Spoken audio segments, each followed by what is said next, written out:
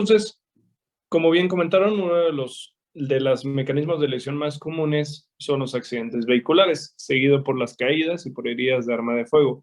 Los accidentes vehiculares representan uno de los mecanismos de lesión más común porque generalmente presentan mecanismos asociados y combinados, es decir, la columna tiene 3 grados de movilidad: en flexión, extensión, rotación, abducción y aducción.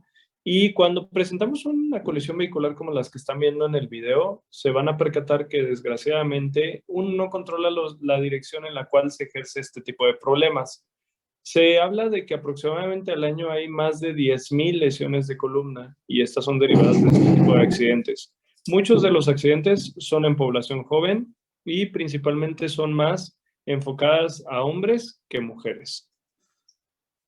Ahora, las fracturas cervicales generalmente están asociadas a una entidad combinada. No solamente son las lesiones de la región cervical, generalmente tienen otro tipo de lesiones. Como pueden ver en el video, en donde hay varios motociclistas que están caídos, prácticamente el golpe cervical viene asociado a otro tipo de lesiones severas. Entonces, cuando uno encuentra este tipo de lesiones en la vía pública, lo más importante es inmovilizarlos mediante el protocolo de ATLS. Ya más adelante vamos a platicar un poquito de qué tipo de protocolo tiene que ser.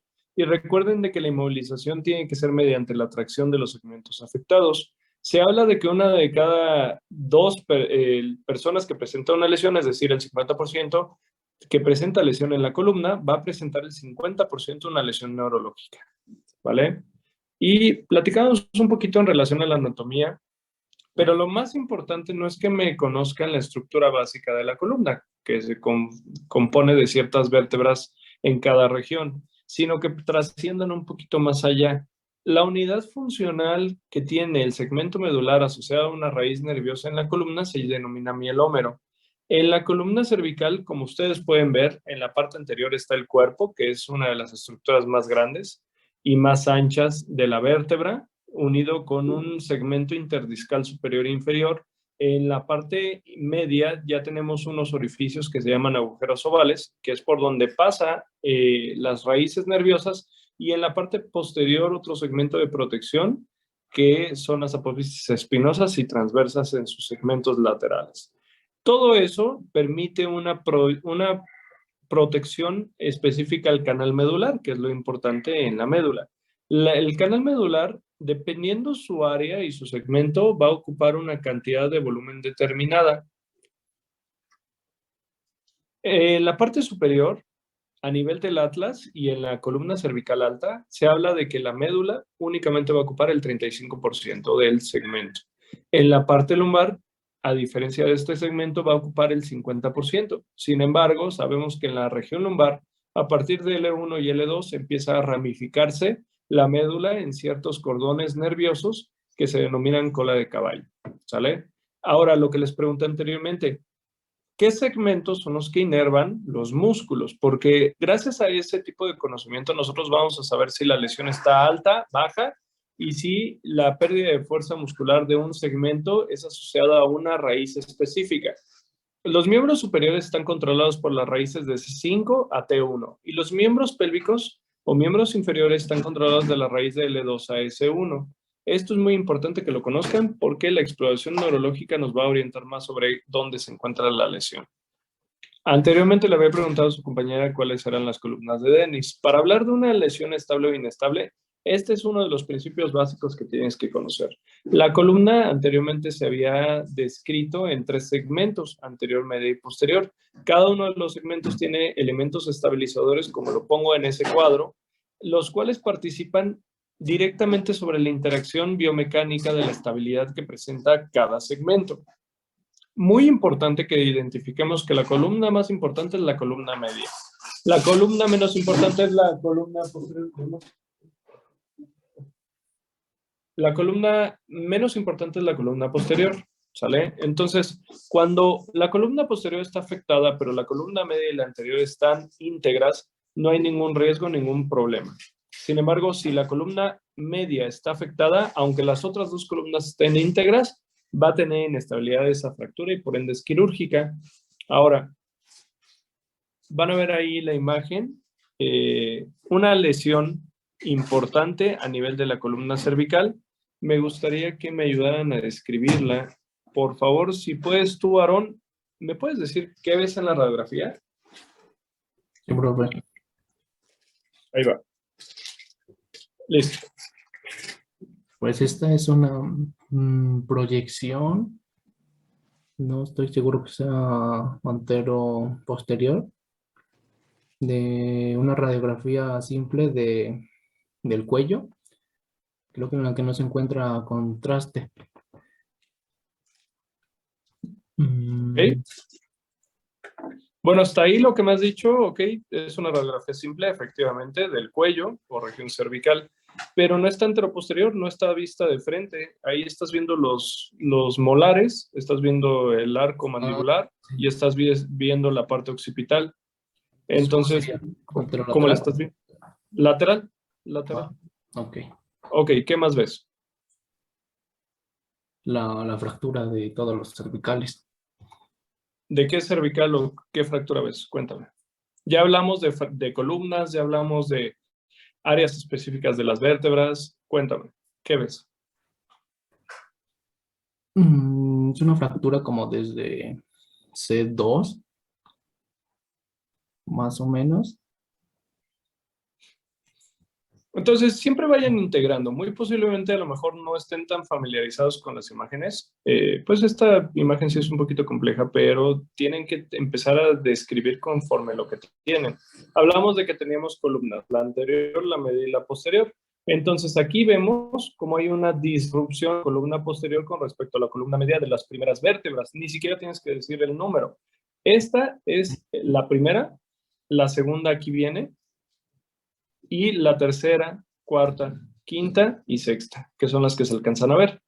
Entonces, con este tipo de información tú ya puedes dilucidar un poquito más respecto a lo que estás viendo. Ahora, hay un desplazamiento del cuerpo vertebral, entonces quedamos que era C4 con respecto a C5 hacia la parte anterior. Hay una invasión de la cavidad, de la vía aérea, perdón, y la sonda nasogástrica se encuentra colocada. Entonces, traten de dar la mayor cantidad de información posible cuando vean un estudio de imagen. Ahora, todos estos pacientes generalmente tienen lesiones asociadas. Las principales son las lesiones de cráneo. En esta imagen vemos una de las lesiones más comunes, que es el escalpe, es decir, una herida que penetra sobre todos los tejidos que involucran este acrónimo. Prácticamente escalpe involucra una lesión que pasa a la piel y tejido denso conectivo, la aponeurosis epicraneal, el tejido alveolar suelto y el periósteo. Entonces, este tipo de lesiones es muy importante identificarlas porque tenemos que tratar de repararlas en el mismo proceso que se están generando.